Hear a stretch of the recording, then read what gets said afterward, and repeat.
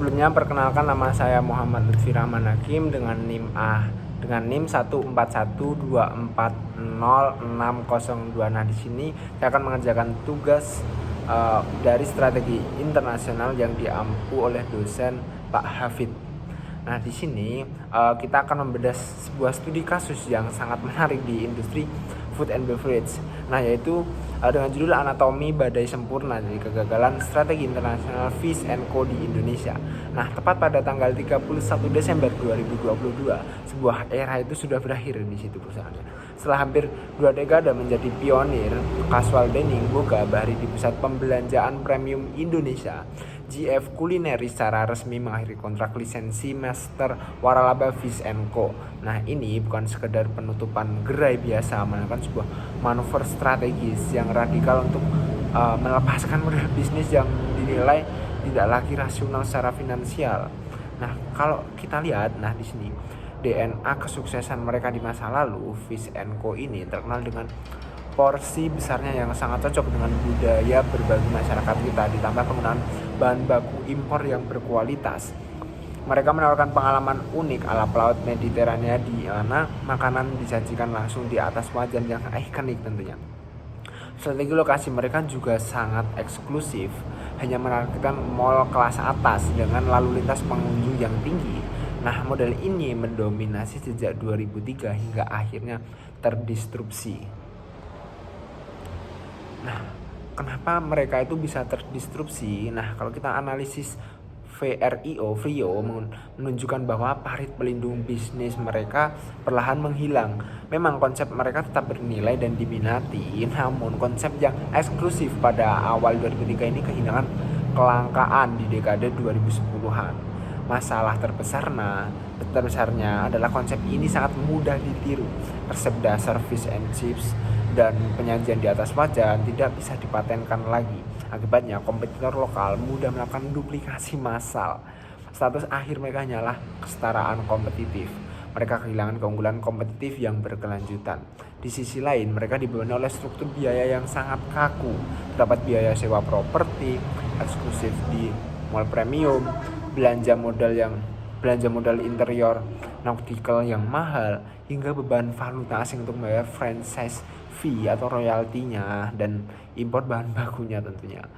Hal ini membuat laba bersih terkompresi, terutama karena strategi harga mereka kaku. Terus manajemen lokal kehilangan kelincahan untuk bermanuver. Nah, memasuki fase krisis, badai sempurna datang dari faktor makroekonomi.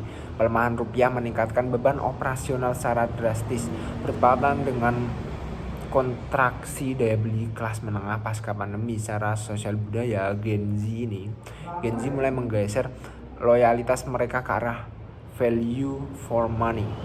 Lebih suka mencari tempat kuliner lokal kayak hidden gem gitu daripada makan di mall elit. Teknologi juga menjadi pedang bermata dua. Kehadiran agregator seperti GoFood dan Cold Kitchen menghancurkan relevansi lokasi mallnya. Pengalaman makan di wajan yang menjadi nilai jual utama jelas tidak bisa ditransfer ke dalam kotak karton delivery. Hambatan masuk industri ini sangat rendah dan muncullah kompetitor seperti Fish Street yang menawarkan substitusi rasa dengan harga 50-70% itu lebih murah tanpa harus menanggung beban sewa mallnya. Nah, di situ keruntuhan ini terjadi dalam 3 fase tentunya.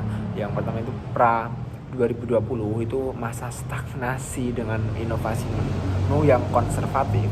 Lalu pandemi di 2020 dan 2021 melumpuhkan lalu lintas mall total dan itu melucuti proporsi dari nilai mereka. Nah, puncaknya pada tahun 2022 model bisnis mall premium dan beban royalti mencapai titik patah finansial yang tidak bisa dipertahankan.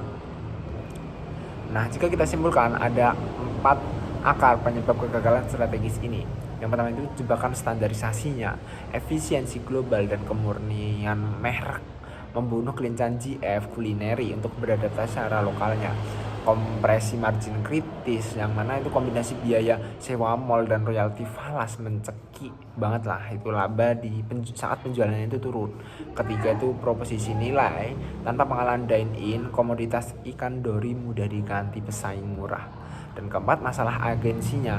Ini prioritas pihak franchisor yang menginginkan pendapatan royalti berbenturan tajam dengan pihak franchise yang menunjukkan ROI positif. Namun GF Culinary tidak bangkrut. Mereka melakukan manuver penyelamatan cerdas, di mana pivot dari pemegang lisensi waralaba menjadi membangun merek independen sendiri, yaitu Ocean Edge dan Sopastic.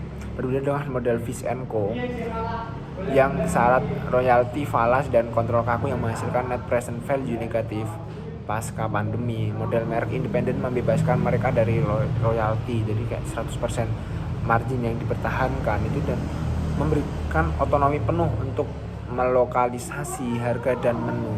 Ini adalah pengalokasian modal jangka panjang yang jauh lebih rasional. Nah, dari kasus ini ada 4 pelajaran yang penting bagi industri F&B gitulah. Yang pertama itu standarisasi global harus dibarengi sama kelonggaran adaptasi lokal di emerging marketnya. Terus kedua itu gimmick visual seperti wajan bukan pelindung, itu kayak bangunlah efisiensi operasional yang solid sendiri juga gitu. Terus ketiga itu bergantung absolut pada lokasi mall premium, jangan bergantung, jadi kayak gunakan strategi mungkin bisa omni channel juga kayak gitu. Terus keempat, bayar royalti mahal hanya jika itu mendatangkan margin yang mustahil lah bagi Anda untuk bisa capai sendiri gitu. Nah, sebagai penutup, di sini mengimpor kejayaan masa lalu merek global tidak lagi menjamin supremasi masa depan. Di pasar yang dinamis ini ya, hari ini bisnis tidak diukur dari beberapa kuat identitas intinya bertahan, melainkan dari seberapa lincah struktur keuangannya beradaptasi melawan arus disrupsi lokal. Nah, pada akhirnya industri ini berlaku hukum di survival of the most agile hari gini. Oke, mungkin cukup sekian dari saya, kurang lebihnya mohon maaf. Terima kasih.